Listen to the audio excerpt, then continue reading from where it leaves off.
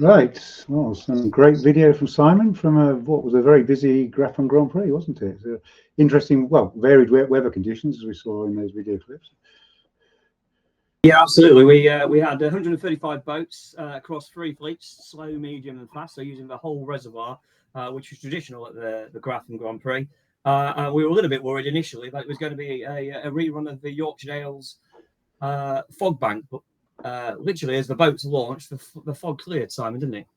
Well, it did, yes. It was a bit deja vu when we arrived. There was thick fog, but as the locals promised, whenever it is, 11:15, the fog always goes. So good to have that bit of inside knowledge. So that got us away. I think it was reasonably breezy, wasn't it? Yeah, it was. And the forecast was sort of like 8 to 17, and we probably got a bit of a glimpse of that just for a few minutes, but predominantly it was sort of like 8 to 12, I think. Certainly where I spent most of my time, it was around that wind speed, I think. Okay, so we've got a few video clips to look at, haven't we? Do you want to just give us a bit of an intro to what we're going to show now? Yeah, I just thought I'd just like show a few things which were unforced errors. So things that we could actually do something about if we just give it a little bit more thought about how we might, put our race together. So yeah, I've got several little snippets of video, and these are just snapshots of people making errors that upon reflection, just think how much time you could have saved. And remember, that the key to winning this series is to beat the clock, and all these unforced errors. If you can reduce several of them, you're going to be going a lot quicker and getting better results, I think. Yeah. I guess they all add up to probably half a minute each, don't they? Across the. Yeah, certainly. If not more, if it involves a capsize, then that's substantial. Right. Okay. So let's go into the video. So we got the leading enterprise. Let me just pull up that one. So here we've got Paul Young, who's come up just tacked onto port. And then tacks onto starboard as he thinks he's onto the ley line. Unfortunately, he either over rotates or misjudges the ley line, and the result has to bail out and jibe because of the Ilka and the 2.4. And as he comes back in, he's now got to go round another Ilka and a blaze, I think it is, and then tack in. So all that the manoeuvre, the big circle there, especially in this, it was about 6 or 8 knots at this point. It's cost him at least 40 seconds worth of time.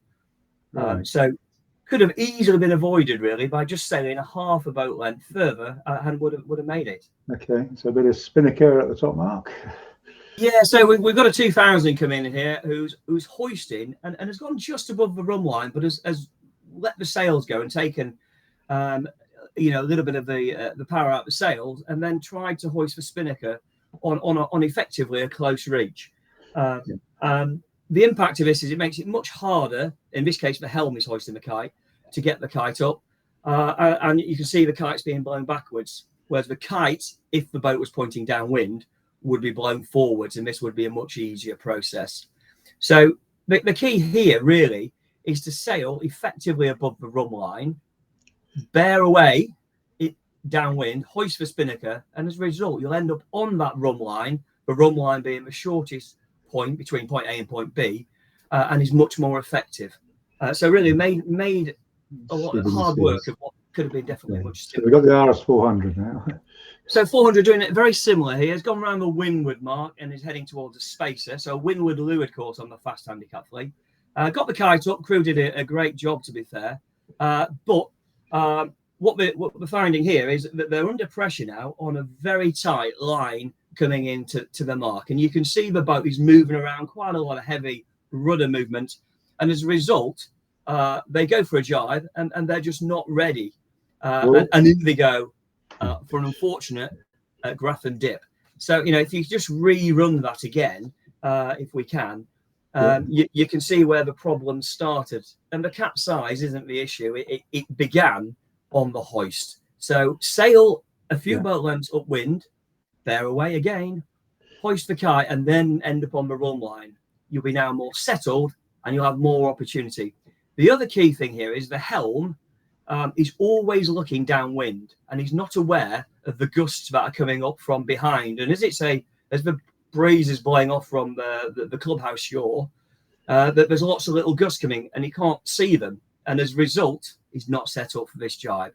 So you need to keep your head out of the boat as well and look up. So really two things here: sail above the run line and look up to see what wind is about to hit your boat. Right, okay. So I think we can see Luke Fisher, one of the leading contenders in the series. Yeah, absolutely. And you can just see that the line of all the single-handers to leeward, and Luke has intentionally done the right thing. He's sailed to windward, he's hoisted his kite, perhaps not gone downwind enough as he might there, but has done an excellent job, because he's quite light, at getting the kite up and set. He remains to windward of the fleet and now has options and can sail over the top and get the maximum VMG out of that boat in clean air. And that is the key to success. Yeah. And obviously, Luke's all on his lonesome here, so he's having to do a lot, isn't he? Yeah, that's absolutely, and he's made really light work of getting that kite up. You know, on what was a very tight run between Mark 1 and Mark 2.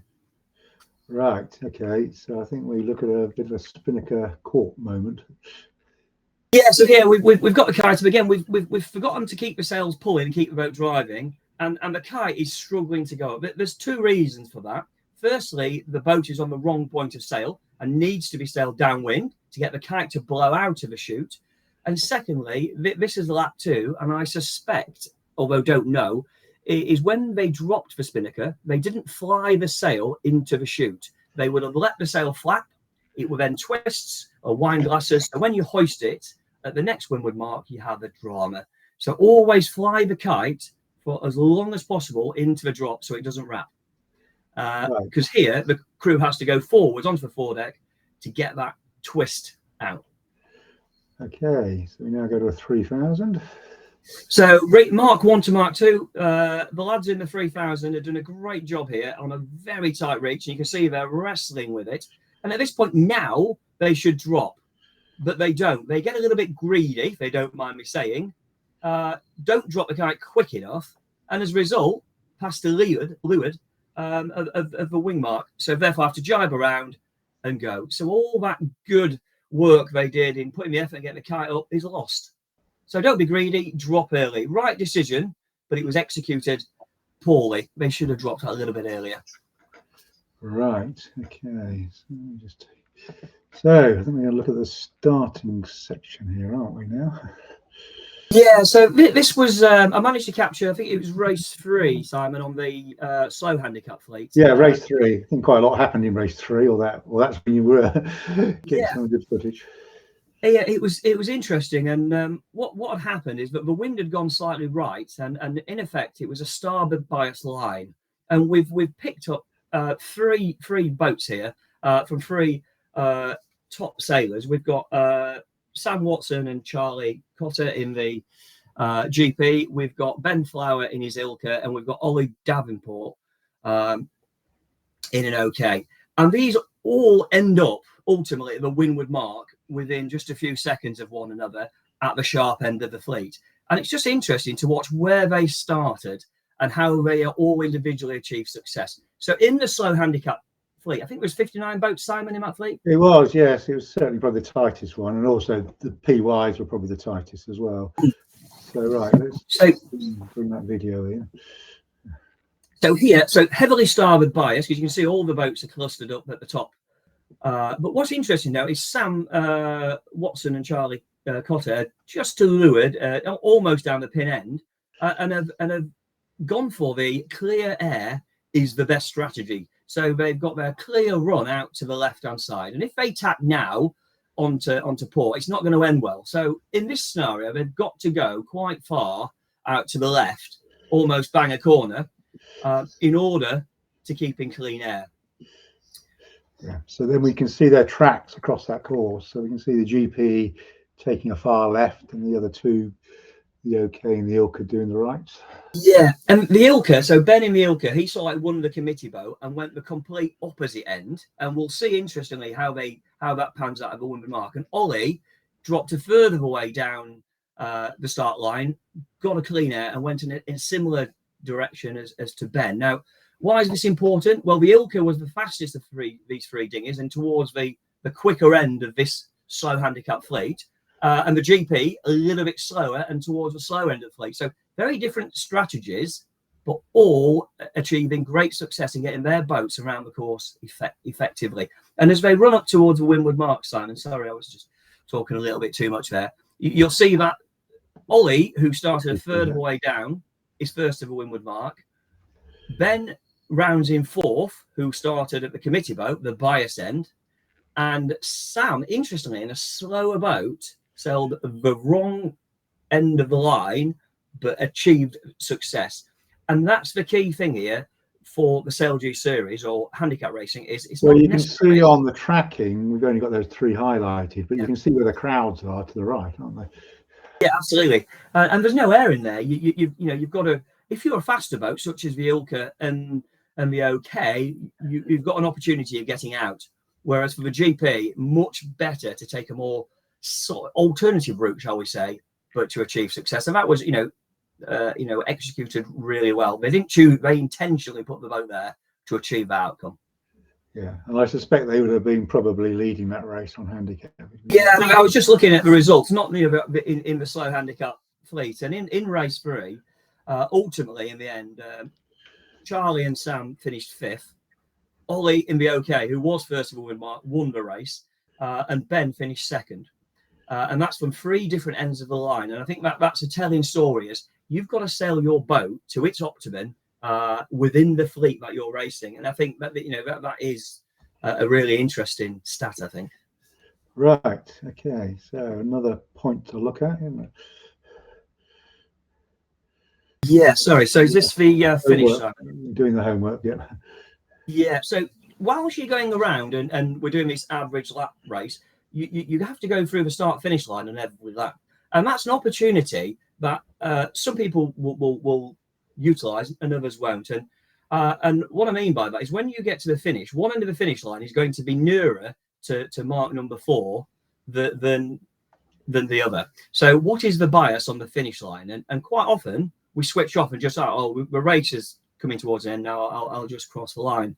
Well, actually, it's an opportunity to gain a couple of places and sail 20 seconds less potentially. And we can see that here, Simon, can't we? Yeah. Okay. Oops. What's we got? Where have we gone there? Hang on. Let's just go up here.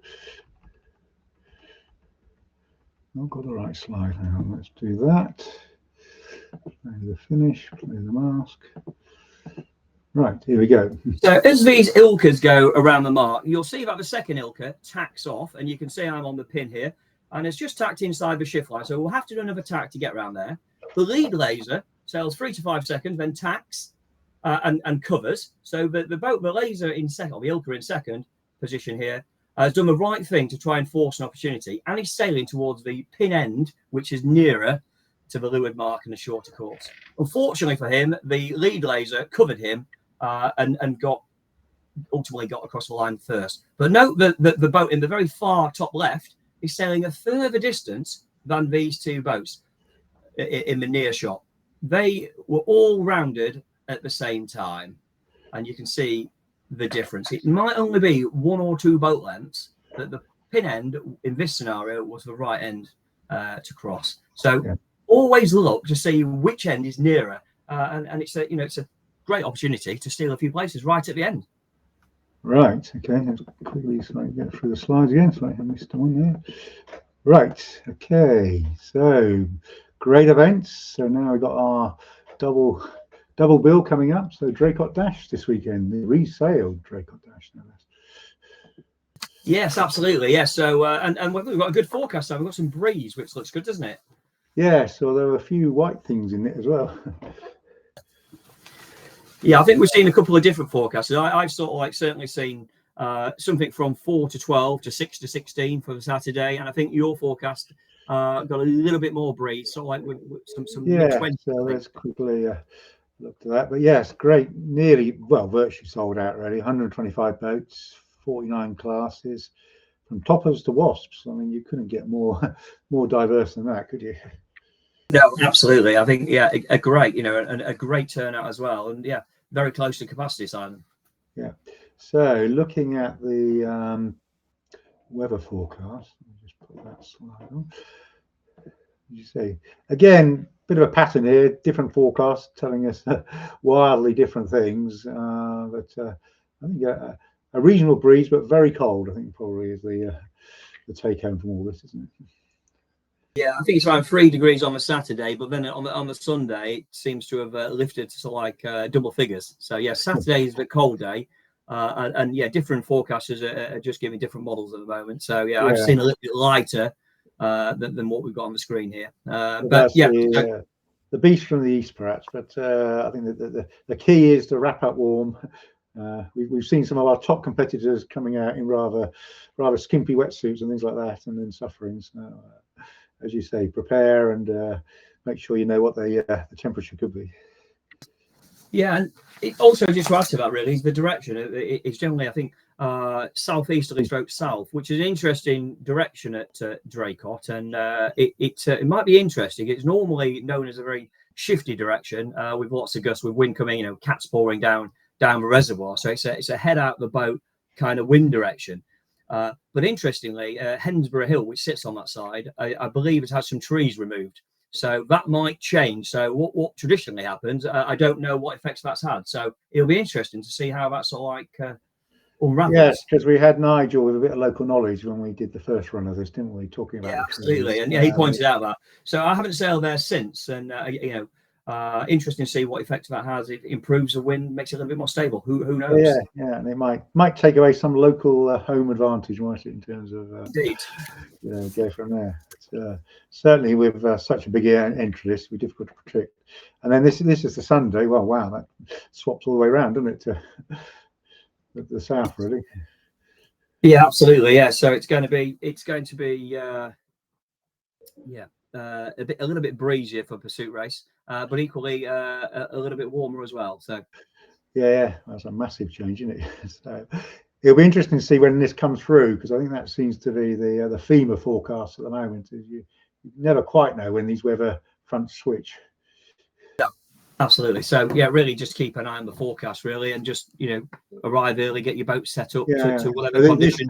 This could be the forecast for Saturday or Monday even. So. Absolutely, yeah. It's just a little too early yet to be certain what it's going to do, and yeah, it could equally roll into Monday. Okay, so one big race, so unlike Grafham, so everyone's on the same race course at the same time. That means we need 3 starts, starting with the fast, which is it's quite a fast group, isn't it? I think from looking, quite sure the order. Well, the D0 will be the slowest in there, and the Wasp will be the fastest. Yeah, huge range. So yeah, really again, interesting here as to where you start, and that's going to gift you the opportunity, as we saw, with the GP, the Ilka, and the OK. Just think about where you're going to position your boat to achieve your success. Yeah, so things like the Ilka 7 and the K1 and the Aeros mainly are in the middle start. You can see how the volume and the numbers work. So there's probably only one of each class in the fast fleet. So that's why we've got more lines on that. And then the bigger one is really the slow fleet, where they obviously double up with things like the Solos and the Ilkas in there. Yeah, it looks big fleet. So yeah, then I think what's a 2000 the fastest boat in that fleet, Simon? Not quite sure. I think this is in alphabetical orders. Okay. And go there. It's probably the RS200 actually, isn't it? Oh yeah, so yeah, absolutely. Looking at, but key point is make sure you're in the right start, because again, we see so many times people get the wrong start because they think they were in the medium start last time, but it all gets shuffled around each time we do an event, doesn't it? It does, yeah. And it's go online, read the sailing instructions, find out what flag and what the starting sequence is, and what the how many minutes there are between each of the starts, and what happens if there's a general recall. What I can tell you is you will need to go through the start finish line on every lap in order to get your average lap counted, and the intent is to run 3 average lap races, one after the other or back to back. I think actually it might be 4, Simon, that we have just put up the revised sailing instructions to take into account January. And obviously they take into account the new set of rules, don't they? So this could be the first event under the new rules, other than any New Year's Day rules. So again, worth getting familiarised with that. There is an excellent video from the club as a bit of a briefing, because there won't actually be a briefing at the club. It will all be done online, which will be showing in the clubhouse, but you can watch that in advance, and we'll send out links with an email tomorrow to make sure you get up to speed using this. Well, a familiar course, the trapezial course. Yeah, absolutely, all on the same course, so really good. And I think there's only a short break between each of the fleets, so everybody should be sailing in the same wind, and therefore makes for a really good, fair, competitive racing. Yeah, and Draycote are very good at turning these around quickly. So yeah, you need to watch out for the S flag going up saying you're going to stop, and it's not necessarily obvious, is it? Because the race officer will be carefully monitoring, any gaps. So you need to make sure you got that. We have seen in some events people have gone on to do an extra flying lap, haven't they? Perhaps the flag hasn't gone off, or they've got confused. So well worth looking out for that flag. But it doesn't necessarily mean you're leading the race, does it?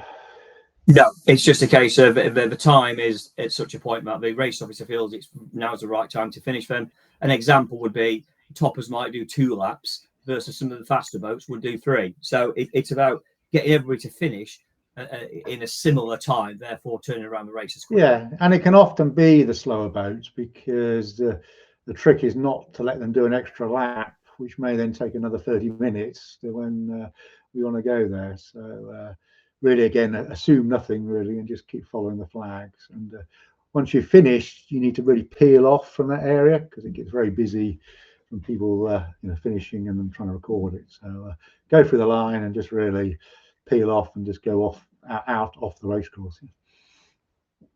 Yes, good advice, Simon. Right. Okay. So another. Might refresh my things, but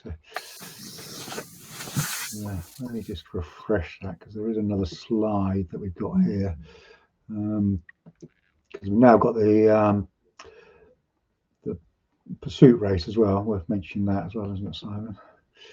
Yeah. So planned start time for the pursuit race is 11 o'clock, and it's really important just to find out what your start time is, and starting on the as the 20, if you're over 20 minutes after the toppers, which will be the slowest boat, if that's your start time, making sure you go in that period. Keeping a close eye on the clock. There's normally a clock in the bar, and there's definitely a clock on the committee boat, which is easily visible. Yeah, there's a big LED, sort of like an Olympic timer device on top of the committee boat. So you need to follow that, and also understand what the number means. I think there's still some confusion over that, isn't there? Yeah, what I always do is I find out what my start time is, and I work out what starts, if anything, 5 minutes before my start time. And if there is a boat that starts 5 minutes before my start, I set my 5-minute tactic or my watch off. And therefore I know what time as well. So it's just another little comfort blanket. Yeah. So if you were in the 2000, Simon, you'd be starting at 25, and the GP's at 20, and the aeros as well, and the Ilka 6. There's a whole load of boats starting at 20. So that's a good reference point for your clock. It's a great reference point, isn't it? And it keeps you, it's also getting you thinking about the racing that's happening. So with that, in that case, there's quite a lot of boats racing. And it might think, well, actually, the left was good, the middle was good, the right was good. And it just gives me, I'm focused on the race before I even started it, which is also great, I think. Yeah, so it's well worth watching the toppers, because they will tend to be leading probably for a good hour or so. That's the normal format, isn't it? Yeah, absolutely. And sometimes they get to carry on and really get there in the top group. And then we've got the Wasps, who are nearly an hour behind. So they've got a lot of work to do. But it looked like a breezy day, didn't it? It does. So, yeah, so that could be eaten up very quickly over the speeds they'll be going at. Yeah, a bit of flying. And it will be really a sort of a magical mystery tour of the reservoir, won't it? And it tends to come right in front of the clubhouse, doesn't it? So great for the spectators. Yeah, no, it is good. And normally you can get a course card. And you can get that ashore before you go afloat, and that's really helpful if you get a waterproof. Yes, and the course is usually announced on the shore, isn't it, before the first start, and there'll be a PRO will take you through it and draw it through it. But it's well worth looking. I mean, it has about 10 legs almost, doesn't it? I think in terms of a bit of up and down, a bit of everything, But southwesterly, that will bring it right in front of the clubhouse, won't it? It will, yes, yeah. And interestingly, with it being quite, lots of marks to go around, writing the course down is key, and keeping, if you're in a double-handed boat, agreeing which way, where's the next mark is really important. As we saw at the Polar Chase, you can go from leading to sixth in the blink of an eye by not navigating appropriately as you go around the course. I mean, there will be a lead boat, I believe, but once that tends to peel off, I think, doesn't it? And then you're sort of lap 2 and 3, you're down to your own devices, and it's easy to forget really where you've got to, and you'll be crisscrossing the other boats, as you go there, don't you? So again, it's quite easy to get disorientated in terms of you think you're going to a leg, and then suddenly you're going to a buoy that was on the previous part of the course. Right. Absolutely. Okay. So nearly there. So talking about pursuit race, we have the iconic pursuit race, which is really the world famous Bloody Mary, which can see several hundred boats out. So important to get your entry in. And this does truly go everywhere around the Queen Mary Reservoir, doesn't it? So it does. It is. You can almost guarantee which way the course will be. There's a general route that it takes each year. But all the way around the reservoir. Definitely. So, yes, and I think they'll move the start line of the first buoy and then effectively take up. I mean, we can go through that next week, can't we? But it follows a well-proven format, and basically the idea is so many boats, you need to get them spread out across several miles, really, and hopefully they all come together in that last dying few minutes. Right. Okay. Well, we will see quite a few of you at Draycote this weekend, and then following weekend for the Bloody Mary, and hopefully we're starting to get back on track, because we've sort of this is a resale of event 1, isn't it? So we've only done 3 events, haven't we? So we should have done, I think, 5 events by now, shouldn't we, Simon? Yeah, absolutely. Yeah, we're just a little bit behind, but we've got some great momentum after 135 boats at the Grafham Grand Prix, and another great turnout. I think 125 currently. Yeah. So the last 2 events are really just virtually sold out. There's been a few people trying to get into the dash this weekend, and they've had to be turned out because they missed the cutoff. Because these events take a lot of setting up, a lot of organising. So we do need to have advanced entry really where possible. So the message again is, get your entry in early. No reason not to, because it just makes it so less stressful, doesn't it? Right. Well, we'll say good evening, and we'll see everyone shortly. Thanks very much. Look forward to seeing you all at the Dash on Saturday. Yeah, thank you.